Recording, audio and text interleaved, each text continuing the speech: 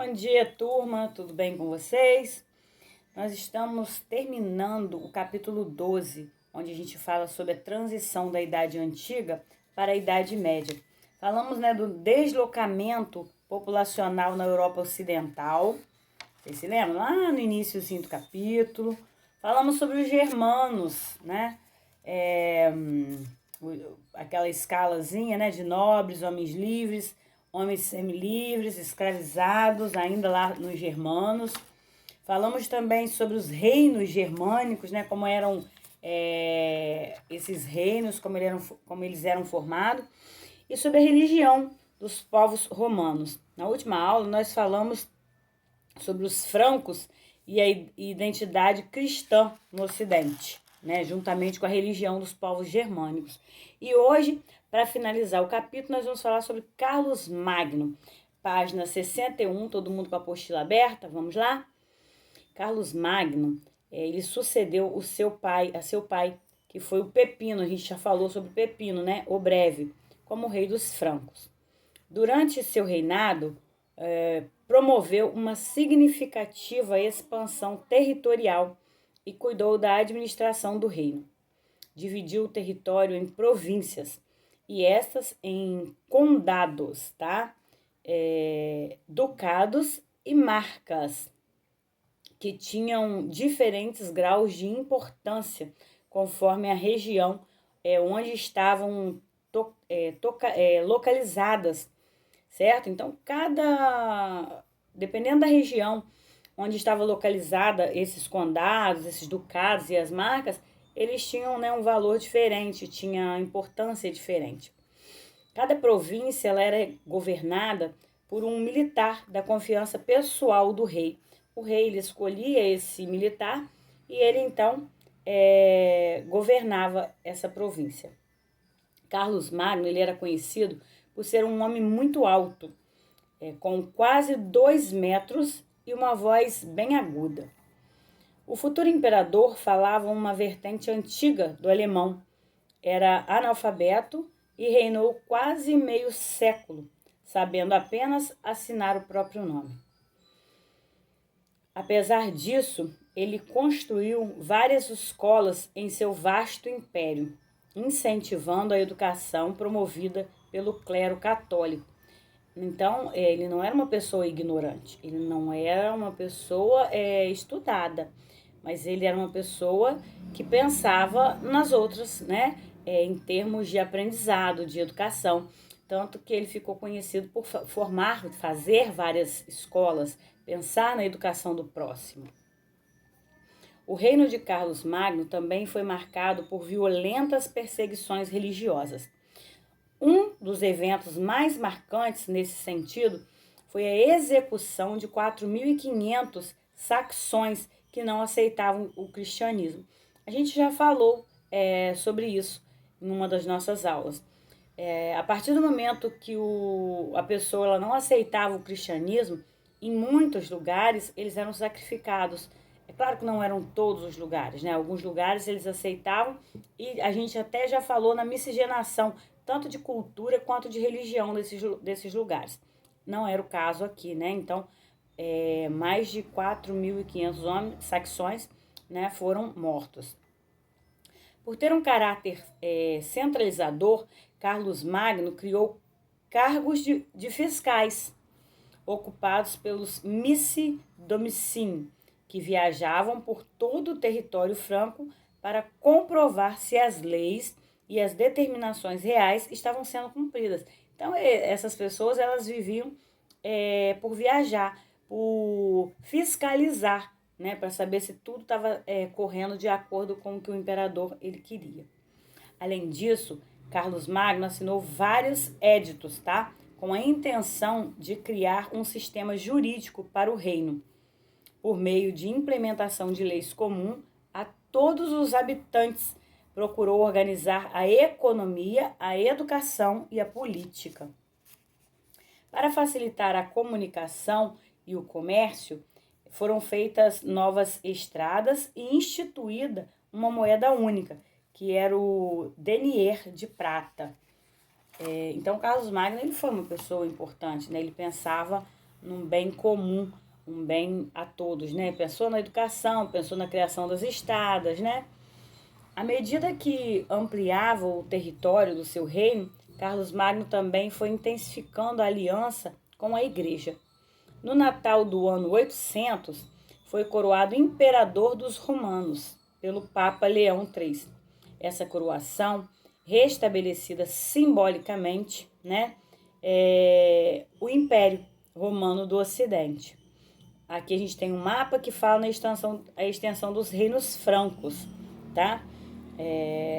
Logo aqui do lado direito, na apostila de vocês. A gente tem aqui uma atividade que não é para ser feita, que é para poder reunir com o colega, tá? Não precisa fazer. E vamos dar continuidade então. A maioria da população do Império Romano Germânico, ela era composta de camponeses. Aquela base ali da pirâmide, aquela famosa base da pirâmide, ela era construída por camponeses, tá? Cuja sobrevivência era mantida por meio do seu trabalho em plantações e na criação de animais. Para poderem trabalhar, eles tinham de pagar impostos aos donos das terras, os quais eram descendentes dos principais guerreiros francos e viviam próximos ao rei. Na maioria das vezes isso acontecia, a gente já falou sobre isso outras vezes, né? Que eles precisavam pagar impostos aos donos das terras, né? Esses proprietários, eles se dedicavam a comandar batalhas, pois não precisavam trabalhar no cultivo de suas terras. Sua função era defendê-la. Eles tinham ainda o direito de partilhar suas terras com outros guerreiros de confiança e receber impostos dos camponeses que viviam em seus domínios. Os guerreiros, chamados de cavaleiros, se diferenciavam do restante da população. Então existia uma diferença entre esses cavaleiros do restante da população, porque eles eram preparados para a guerra, tá? Eles estavam ali e ficavam preparados para momentos de guerra. Eles viviam para isso, esses cavaleiros. Um guerreiro, ele deveria seguir um código de comportamento, obedecer e ser fiel ao Senhor que o treinou, ser justo e seguir as leis, ser valente, proteger os mais fracos e jamais fugir de uma batalha, mesmo ao custo da sua própria vida. Então ele podia perder a sua vida, mas ele não podia fugir da batalha, tá? Mesmo sabendo que talvez ele fosse morrer.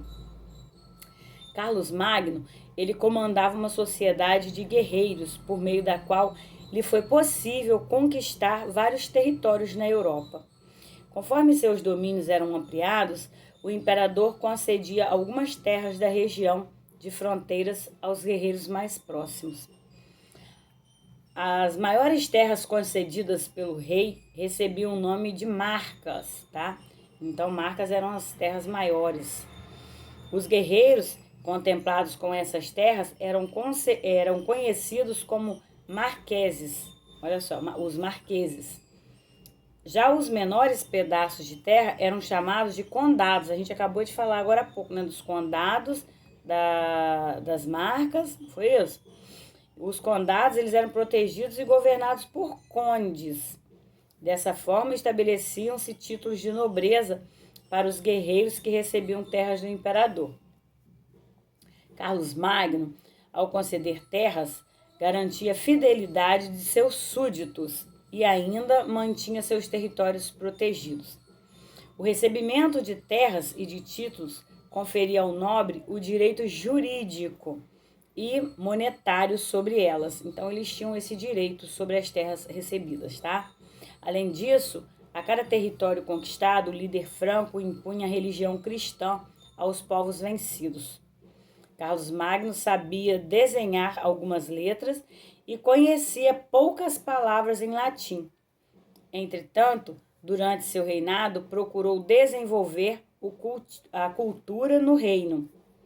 Criou escolas destinadas a formar uma aristocracia letrada e instruída para assumir postos administrativos, o que a gente falou agora há pouco, né? Ele não tinha estudo, mas ele pensava no bem ao próximo, né? na leitura, incentivando a leitura, escolas. Também definiu um padrão caligráfico chamado de minúscula Caroline e carolíngia, tá? A fim de conferir unidade à escrita, assim facilitar a comunicação e a compreensão dos reinos escritos. Nos mosteiros, os monges passaram a adornar os livros com desenhos chamados iluminuras. A gente vê aqui ao lado, olha só. Até então não tinha esses desenhos e agora começa a ter essas iluminuras. Essas ilustrações facilitavam o entendimento do conteúdo do texto por parte daqueles que não sabiam ler ou que não falavam latim. Até hoje, né, criança, é muito mais fácil a gente pegar um livro com imagens para ler, não é isso? Em 843, o Tratado de Verdun dividiu o Império Carolíngio entre netos de Carlos Magno. Assim, Carlos II, o Calvo, recebeu a França Ocidental, ou Frância, tá? Luís II, o Germânico, a França Oriental, ou Germânia. E Lotário, a faixa entre os dois reinos, reino de Lotário ou Lotaríngia. Com a fragmentação do poder do Império Carolíngio, os grandes proprietários de terras assumiram o poder em seus domínios. A divisão também favoreceu a invasão dos povos vizinhos, tá? Os vikings, os hunos e magiares.